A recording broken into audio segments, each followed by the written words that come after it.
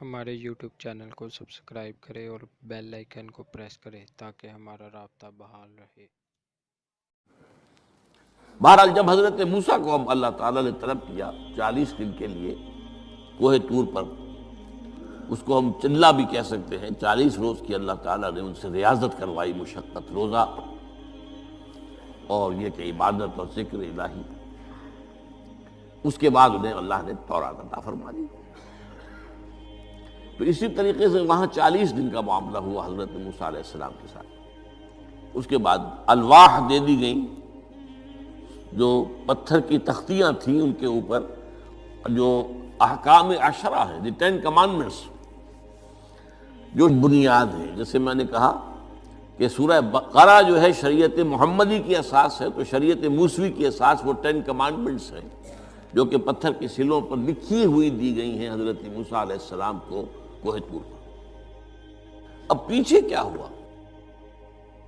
حضرت موسیٰ کی اس غیر حاضری میں سامری کو موقع مل گیا۔ اس نے گمراہ کرنے کے لیے ایک شعبدہ دکھایا، اور وہ شعبدہ کیا تھا؟ آل فرعون کے جو زیور وغیرہ ہوتے تھے ان لوگوں کے، وہ ان بنی اسرائیل کے لوگوں کے پاس امانت رکھا کرتے تھے۔ یعنی انہیں بھی اندازہ یہ تھا یہ اسرائیلی جو ہیں یہ بددیانت نہیں ہے، یہ جو ہے اس کے اندر جو ہے نہیں کریں گے کوئی خیانت، خائن نہیں۔ بہرحال چونکہ حضرت ابراہیم کی اولاد تھے، حضرت یعقوب کی اولاد تھے، تو چاہے اور ان میں خرابیاں آ گئی ہوں گی، لیکن یہ کہ یہ اندازہ انہیں تھا کہ یہ امین لوگ ہوتے ہیں، تو ان کے پاس امانت رکھی ہوئی تھی۔ جب وہ نکلے وہاں سے، وہ ساری چیزیں بھی ساتھ لے کر آ گئے۔ اس کو کہا اس نے، سامری نے، کہ یہ پھینک دو، یہ تو نجس ہے، تمہارے لیے جائز نہیں۔ اس حد تک تو بات ٹھیک ہوئی۔ پھر ان کو پگھلا کر اور ایک بچڑے کی شکل بنا لی، اور اس کے اندر ایسا کچھ میکینزم رکھا کہ اس میں سے ہوا گزرتی تھی، اندر سے کھوکھلا تھا، تو آواز ایسی آتی تھی جیسے کہ بچڑا ڈکرا رہا ہو۔ اس نے کہا یہ ہے تمہارا خدا۔ یہ موسیٰ کو تو مغالطہ لگا ہے، کس غلطی فہمی کے اندر وہ پڑ گئے ہیں، کہاں گئے ہیں، کس خدا کے پاس گئے ہیں، یہ خدا تو یہ ہے تمہارا خدا، اسے پوجو۔ بہرحال وہاں کچھ لوگ جو ہے، کافی بڑی تعداد میں لوگوں نے پرستی شروع کر دی۔ اب جب اللہ نے بتایا اے موسیٰ تمہاری قوم پیچھے فتنے میں پڑ چکی ہے، اور اس کی بھی ایک عجیب بات ہے، اس بتائی دوں آپ کو، کہ حضرت موسیٰ کے لیے جو اللہ نے وقت معین کیا تھا کوہ طور پر آنے کا، آپ اس وقت مقرر سے پہلے پہنچ گئے۔ شوق، اللہ نے ایکسپلینیشن کال کی، یہ سورہ طٰہٰ میں موجود ہے۔ ما اعجلک عن قومک یا موسیٰ، موسیٰ یہ تم اپنی قوم کو چھوڑ کر جلدی کیوں آ گئے؟ ابھی تو وہ وقت معین نہیں آیا، کیوں آ گئے؟ اب حضرت موسیٰ تعجب سے کہتے ہیں کہ مجھے تو شاباش ملنی چاہیے تھی کہ تو میرا شوق دیکھ، میرا اشتیاق دیکھ، اور الٹی جو ہے ایکسپلینیشن کال کرنی پڑ رہی ہے۔ قال عجلت الیک ربی لترضیٰ، پروردگار میں تو جلدی کر کے آیا اس لیے تو راضی ہو جائے کہ تیرے طلب کرنے پر میں وقت معین سے بھی پہلے پہنچ گیا ہوں۔ فرمایا نہیں، یہ اجرت جو ہے یہ ایسی خطا ہے تمہاری کہ تم نے در حقیقت جو یہ غلطی کی ہے اس کی وجہ سے سامری کو موقع مل گیا ہے کہ اس نے تمہاری قوم کو اضلهم السامری، سامری نے گمراہ کر دیا۔ یہ خبر پا کر اب حضرت موسیٰ علیہ السلام جب آئے ہیں واپس اپنی قوم، اس کے لیے جو الفاظ آئے ہیں یہ سورہ اعراف کے اندر ہے۔ فلما رجع موسیٰ الی قومہ غضبان آسفا، یہ غضبان، یہ غضب کی ایک انتہائی شکل ہے۔ اس وزن پر عربی زبان میں جو الفاظ آتے ہیں وہ کسی شے کی شدت کو ظاہر کرتے ہیں۔ انا جوعان، میں بھوک سے مرا جا رہا ہوں۔ انا عطشان، میں پیاس سے مرا جا رہا ہوں۔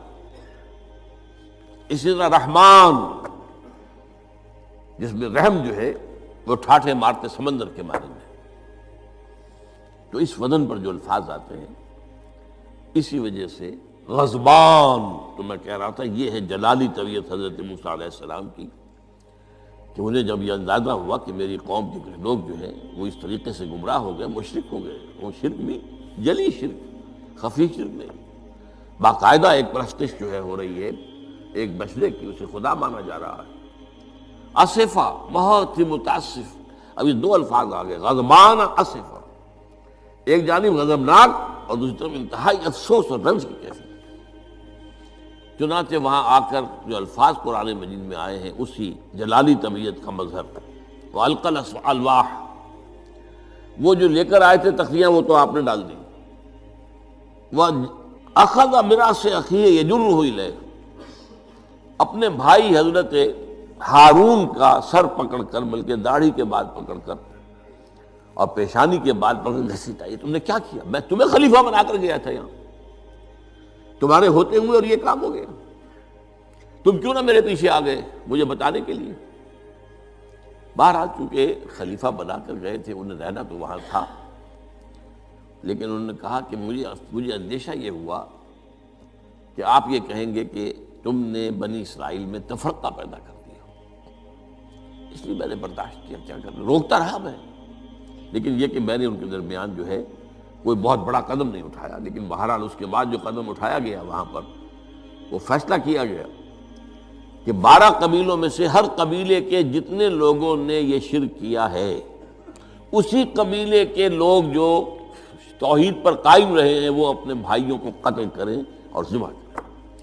تو تورات کی روایت کے مطابق 70,000 یہودی قتل ہوا، اور یہیں سے قتل مرتد کی سزا اسلام میں یہ قتل ہے۔ یہ سب بات لوگ کہتے ہیں جو منکرین حدیث ہیں آج کل اور روشن خیال ہیں، اور جو اپنی روشن خیالی کا جو سند لینا چاہتے ہیں مغرب سے، تو مغرب کا تصور تو یہ ہے کہ یہ انسانی حقوق میں سے ہے، ایک مسلمان ہے اسے اگر عیسائیت پسند آ گئی عیسائی ہو جائے، اس کا حق ہے، تو کوئی مجرم تو نہیں۔ یہ تمہاری شریعت میں یہ کہ قتل کر دیا جائے، یہ تو در حقیقت جو بنیادی حقوق ہے انسان کے اس کے خلاف ہے۔ اسی طریقے سے ایک مرد اور ایک عورت رضامندی سے زنا کرتے ہیں، آپ کو کیا اعتراض ہے؟